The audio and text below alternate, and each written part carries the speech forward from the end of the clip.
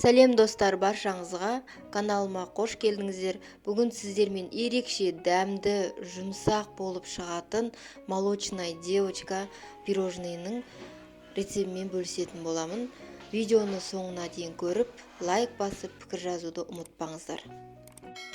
Барлық ингредиенттерді видеоның астына описанияға жазып кетемін. Ал енді пирожнымызды жасап бастаймыз. Ең алдыменен сгущенкаға жұмыртқамызды қосып, барлығын жақсылап араластырамыз. Қол венчикпенен, болмаса миксерменен араластырып аласыз. Жұмыртқа толығымен сап-сары болып кеткенше жақсылап араластырып аламыз. Сгущенка мен жұмыртқамыз жақсы араластырылып болған соң, елеуіштен өткізілген ұнымыздың жартысын қосамыз және разрыхлительді ситадан өткізіп алып, барлығын жақсылап бір араластырып аламыз. Және қалған ұнымызды елеуіштен өткізіп, барлығын жақсылап араластырамыз. Қалғанын енді қол венчикпен араластырып жатсаңыздар, осылай миксермен бір араластырып аламыз, түйіршік қалып қалмау үшін. Консистентіміз осындай сұйығырақ болуы керек. Противенге пергамент қағазын төсеп аламыз және осы массамызды 3-4 бөлікке бөліп, әрқайсысын 10 минуттан пісіріп аламыз. Мендегі үлкен противен болғандықтан 3 бөлік шықты. Сіздерде егер кішірек болып жатса, 4 бөлік шығу керек. Енді пирожныйымыздың кремін дайындап аламыз. Ол үшін бізге сливки қажет болады. Сливкиді миксерменен белгілі бір қоюлатылып келе жатқанға дейін миксерлейміз. Сәл қоюлатылып дайын болып қалған сливкидің үстіне қант ұнтағын сита арқылы өткізіп аламыз. Сита арқылы міндетті түрде өткізу керек, өйткені түйіршік теліп қалмау үшін. Және оның үстіне творожный сырымызды қосамыз. Барлығы жақсылап қою болғанша араластырып аламыз. Креміміз толығымен дайын болды. Қасықтың көмегі арқылы осылай төңкеріп көрсек, ол түспейді, яғни өз формасын ұстап тұрады. Кремдеріміз дайын болғанша біздің қамырларымыздың барлығы шетінен суып болды. Енді оның астынан, яғни пергаментный қағаздарды алып тастайтын боламыз. Міне осындай жұмсақ қамырлары дайын болады пирожныйларымыздың. Енді осыларды біртіндеп жинап аламыз. Енді ең алдымен қамырымыздың үстіне пропиткасын жағып шығамыз. Пропитка менде су араласқан сгущенка. Енді кремімізді жағып аламыз. Кремімізді бір келкі етіп барлығын жақсылап жағып шығамыз.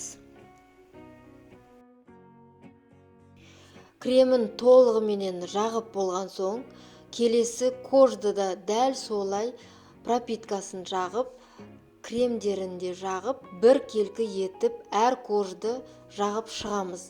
Және жағылып болған соң креміміз суық жерге, яғни тоңазытқышқа 7-8 сағатқа кем дегенде қою керек. Дайын болған пирожныйларымызды тоңазытқыштан шығарып аламыз. Менде 12 сағат тоңазытқышта тұрды. Енді осы пирожныйларымыздың шет-шетін әдемілеп, түзулеп, артық жерлерін алып тастап, өзіңізге ұнаған формада кесіп аласыз. Және осы пирожныйларды әсемдейміз.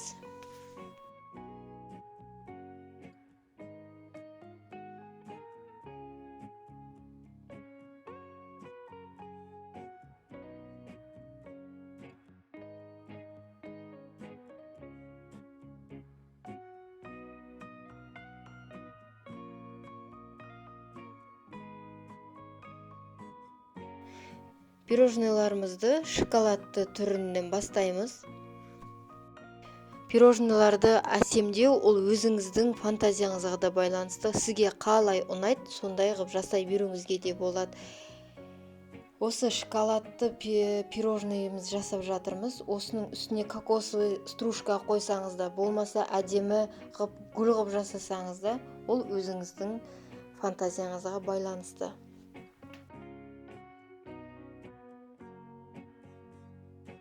Келесі пирожныйларымыздың әсемдеуін түрлі түсті етіп жасасаңыз да болады. Артылған кремдермен осындай тағамға арналған красительдің ұнтақ түрін болмаса жидкий түрлерін қосып жасасаңыздар да болады. Мендегі розовый түрі, соның бетін осылай біркелкі етіп жақсамыз да болады. Болмаса узор салсаңыздар да болады. Ол өз фантазияларыңызға байланысты.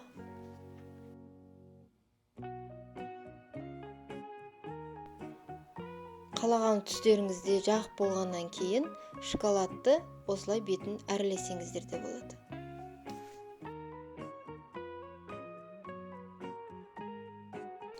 Біздің молочная девочка пирожныйларымыз дайын. Жасап көріңіздер, өте жұмсақ әрі дәмді шығады. Каналыма тіркеліп, лайк басып, пікір жазуды ұмытпаңыздар. Ас болсын.